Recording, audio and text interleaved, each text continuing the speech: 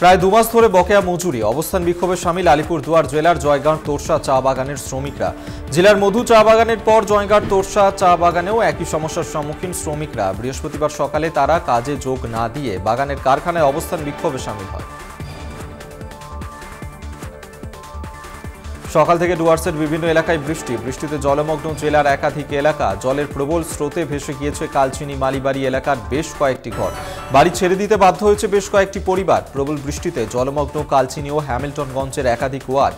রাস্তায় প্রায় হাঁটু সমান জল। হ্যামিল্টনগঞ্জের 5 মোড় এলাকায় আলিপুরদুয়ারগামী রাজ্য সড়ক অবরোধ করে বিক্ষোভ দেখায় জলমগ্ন হ্যামিল্টনগঞ্জের বাসিন্দারা। একটানা বৃষ্টি চলছে ডুয়ার্স জুড়ে, যার জেরে ক্ষতিগ্রস্ত হচ্ছে গ্রামের পর গ্রাম, একের পর এক রাস্তাঘাট।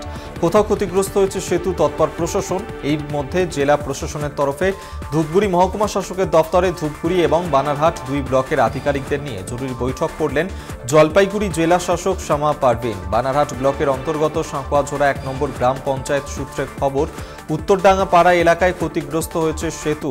সজনাপাড়া এলাকায় ক্ষতিগ্রস্ত হয়েছে চাচার বিলের ওপর থাকা সেখানে বাঁশের সাঁকো, এবং এছাড়াও সজনাপাড়া এলাকায় বেশ কয়েকটি গ্রামীণ রাস্তাও ক্ষতিগ্রস্ত হয়েছে এই বৃষ্টির কারণে।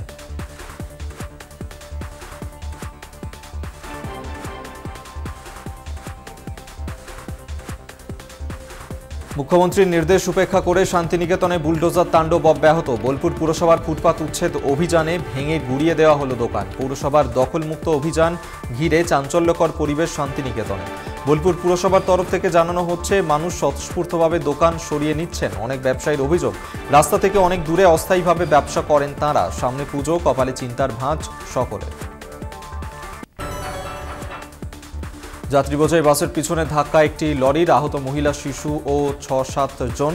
হাওড়ার বাঁকড়ার দোতলা মোড়ের কাছে যাত্রী বোঝাই বাসের পিছনে দ্রুত গতিতে আসা একটি লরি ধাক্কা মারে। ধাক্কা লাগায় বাসের মধ্যেই ছিটকে পড়েন যাত্রীরা।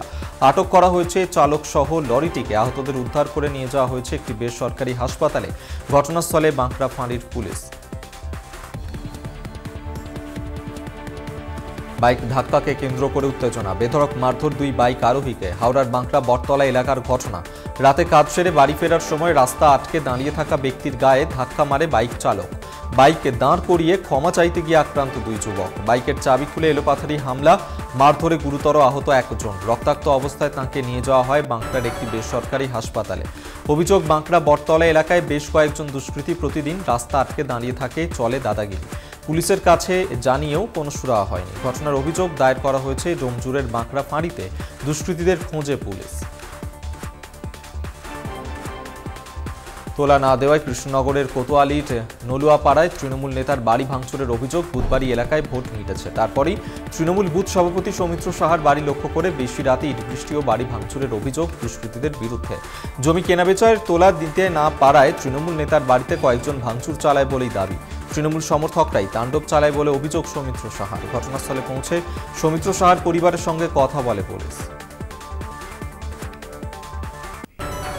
পাথর প্রতিমা 3টি পঞ্চায়েত এলাকায় SLWM প্রজেক্টের উদ্বোধন হল সম্প্রতি। শ্রীনারায়ণপুর পূর্ণচন্দ্রপুর পঞ্চায়েতের উদ্যোগে SLWM প্রজেক্টের উদ্বোধন করলেন জেলাশাসক সুমিত গুপ্তা। মূলত গ্রাম পঞ্চায়েত এলাকা পরিষ্কার রাখতেই উদ্যোগ নেওয়া হয়েছে। প্রথম পর্যায়ে এলাকার বাজার থেকে বজ্র পদার্থ সংগ্রহ করবে পঞ্চায়েত, পরে সংগৃহীত বজ্র দিয়ে জৈব সার তৈরি করা হবে বলে খবর। প্রজেক্টটি নিয়ে জেলা প্রশাসন আশাবাদী বলেই মন্তব্য করেন মহকুমা শাসক সুমিত।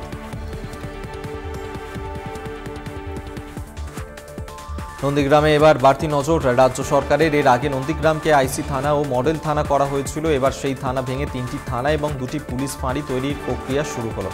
নবান্নের ঘোষণার পরই কাজ শুরু হলদি নদীর পাড়ের নন্দীগ্রাম সোনাচূড়া ফাঁড়ির। গত কয়েক বছরে বারবার প্রশ্নের মুখে পড়ে নন্দীগ্রামের আইন শৃঙ্খলা। এই পরিস্থিতি এড়াতেই নন্দীগ্রাম থানা বিন্যাসের ঘোষণা করে নবান্ন। মূলত রেয়াপাড়া ফাঁড়ি ও তেখালি ফাঁড়িকে 2টি নতুন থানায় রূপান্তরিত করা হচ্ছে। এছাড়াও আরও 2টি নতুন ফাঁড়ি হচ্ছে, একটি সোনাচূড়া, অন্যটি রামচক। থানা ও ফাঁড়ি তৈরির কাজকে কটাক্ষ করতে ছাড়েনি বিজেপি। তৃণমূলের দাবি, মুখ্যমন্ত্রী মানুষের নিরাপত্তার কথা ভেবেছেন, তাই থানা বাড়িয়েছেন। দেখুন, তৃণমূল কংগ্রেস দলটা হচ্ছে দুর্বৃত্ত আর পুলিশদের দল। এই দলটা পুলিশ প্রশাসন যদি না থাকে, তৃণমূলকে সাপোর্ট যদি না করে, তাহলে 1 মিনিটও লাগবে না এই রাজ্য থেকে এই তৃণমূল কংগ্রেস দলটা উঠে যাবে। এই জায়গায় পুলিশ প্রশাসন দিয়ে এই রাজ্যে কিছু হচ্ছে না। এই রাজ্যের আইন শৃঙ্খলা পুরোপুরি দুর্বৃত্তদের হাতে চলে গেছে, শাহজাহান, জেসিবি আর ওই জয়ন্ত সিংদের হাতে চলে গেছে। তো সেই জায়গায় থানা বাড়িয়ে কোনো লাভ নেই। এখানে মুখ্যমন্ত্রী অর্থাৎ পুলিশ মন্ত্রী যিনি আছেন মমতা ব্যানার্জি, ওনাকে মানুষ চাইছে যে উনি স্বরাষ্ট্র মন্ত্রক থেকে পদত্যাগ করুন। দেখুন, মুখ্যমন্ত্রী মমতা বন্দ্যোপাধ্যায় মা মাটি মানুষের সরকার, তিনি যা বলেন তা তিনি করেন এবং এই নন্দীগ্রাম মানুষের নিরাপত্তার কথা ভেবে 3টি থানা এবং 2টি ফাঁড়ি হচ্ছে। অলরেডি একটি ফাঁড়ি সোনাচূড়া জিপিতে, ওই একটি ফাঁড়ি ওটা কিন্তু কমপ্লিট হয়ে গেছে। বিরোধীরা বাধা দিচ্ছে, কারণ তারা যে অপকাণ্ডগুলো করেছে বা করছে, অত্যাচার করছে মানুষের ওপরে, সেগুলো আর করতে পারবে না, তাই তারা বাধা দিচ্ছে। পুলিশের জালে জয়ন্ত গ্যাংয়ের আরও এক সাগরেদ, প্রসূন ওরফে লালটুকে গ্রেফতার করল পুলিশ। তালতলা ক্লাবে নাবালকের ওপর অত্যাচারের অভিযোগ, নাবালকের ওপর অত্যাচারের ভিডিও ভাইরাল হয়। মুখ্যমন্ত্রীর নির্দেশের দুদিন পর বাঁকুড়া শহরের বাজারে যৌথ হানা এনফোর্সমেন্ট ও কৃষি বিপণন দফতরের। শহরের বিভিন্ন বাজার ঘুরে ঘুরে আলু, পেঁয়াজ সহ বিভিন্ন সবজির দাম খতিয়ে দেখছেন তাঁরা। জেলার সব বাজারে জিনিসপত্রের দাম নিয়ন্ত্রণ করতে অভিযান চালানো হবে বলে জানা গেছে। রাজ্যের মুখ্যমন্ত্রী 10 দিনের মধ্যে সবজির দাম কমানোর কথা বললেও চাষি থেকে আড়তদারদের মত একেবারেই ভিন্ন। তাদের মতে উত্তরবঙ্গে বিগত 6 মাস বৃষ্টি হচ্ছে, সেখানে দক্ষিণবঙ্গে প্রখর তাপপ্রবাহ এবং অনাবৃষ্টির কারণে মাঠে সবজির ফলন কম, চাহিদার তুলনায় উৎপাদন এতটাই কম যে তার জন্য বাজারে সবজির দাম আকাশ ছোঁয়া। সবজির যে মূল্য পাচ্ছেন তারা, তাতে চাষের খরচ উঠছে না, তবে বৃষ্টি ছাড়া মূল্যবৃদ্ধি কমার কোনো লক্ষণ নেই বলেই তাদের মত।